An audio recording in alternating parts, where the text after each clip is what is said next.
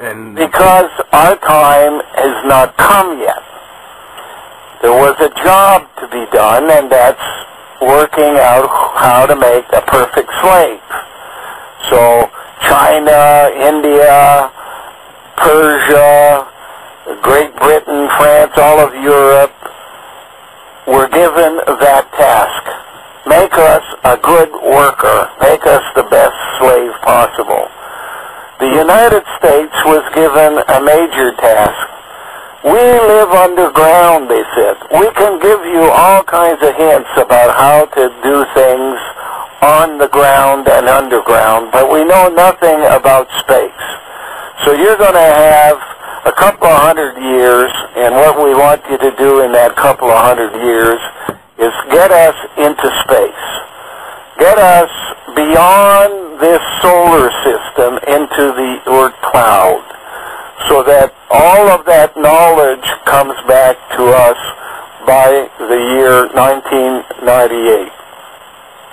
And then from 1998 to 2058, a 60-year period, we will go through a process of retrieving everything we gave to the surface out of India, out of China, out of Persia, out of the Middle East, out of France and England and all of those things, including everything out of the United States, out of Mexico. And then we'll destroy the land. So they began with a process called technology transfer.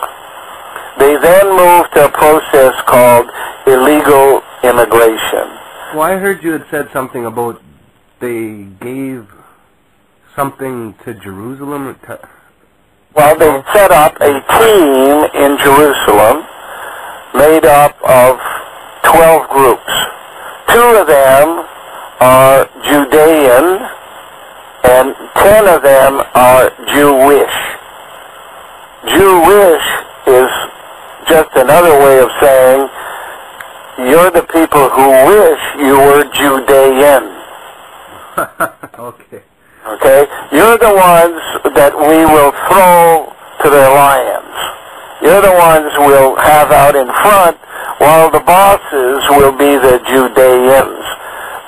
The word Judean comes from the word Neanderthaler. If you stop and think about Neand, that's the word Dean backwards. Neand is the same word as Judean. So they use the word Dean, Dino, meaning they're the old guys, dinosaurs, Diana in their female version, Zian. So a dean of a university is a guy who knows most about one topic. So you can have a dean of journalism, a dean of engineering, a dean of this, a dean of that. That's what they are. Neanderthalers is the word dean, followed by the German word thalers. What is the word thalers? Thalers are dollar coins. Dollars. So they're the deans of dollars. So this whole thing, it's all about the wealth? All about power. Power. But if these people already have all, don't they already have all the power?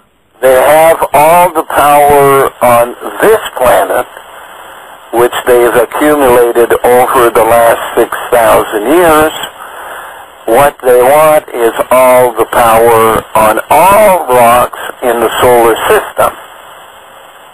So like, and eventually, they want power over all rocks in the universe. But you have to remember, they were not here at the beginning, and the power over the universe belongs to something different than them. It belongs to a process called creation. Creation is a process, whereas creator suggests a person. They are the creators who hijack the process called creation. creation. And so they were, are they the ones who wrote the Bible and everything? Absolutely. So that's all nonsense. Through one of their secret societies called the Essenes. Essenes.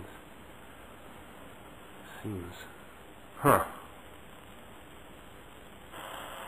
Wow. Yeah, that was the thing. That's the most confusing thing of all, is looking into the religion and everything. All religion is an allegory reflecting the reality they have of what they want the world to be and how they go about scaring people into doing things. Abandon the search for truth during this life so that you could live in heaven forever. Well, heaven is their house. It's the moho discontinuity. So that's why, I guess, I always wondered why, say, for example, George Bush and all those guys, how they could be so bad and everything like that. And I thought, well, obviously they must... all relative. Because they're not going to have to, they're bad they'll when never have to it's relative to us, but they're doing the work the media asks of them. The media says, you, George Bush, go about and do this. And we're going to blame you for doing it, and you don't dare say a word against us. Because if you do, we'll withdraw your commissions. Right, and they don't have to worry about going to heaven or hell. They know how the system really functions. And they know, or they believe, they will live forever. Because in each human being, there is something called DNA. Religion calls it the soul. DNA has the recipe for making you over again. And therefore, if before you die, your DNA is collected and put into a DNA bank, you can be remade at any time. So they can offer you eternal life. Doesn't mean the physical you that's alive today will live. It means they're able to make you over and over and over again. If you're one of their soldiers, every time they need a war, they want you on the front line fighting the war on their behalf. So they can manufacture more soldiers. If they need more politicians, they can manufacture more politicians. If they need more priests, they can make more priests. Always going back to the original, because every time you put something back in the pot and fire it up again, you're making it tougher. If you take iron and you put it in the fire and you whack on it, you have iron that is harder than wood, but rusts. But if you take that iron after you hammered it and you put it back in the fire again, and you take it out and you hammer it a second time, you make steel, which doesn't rust. And if you put it back in the fire again and hammer on it again, you make stainless steel, which means it will be there to be used forever. So there's a principle there that is the same thing as reincarnation.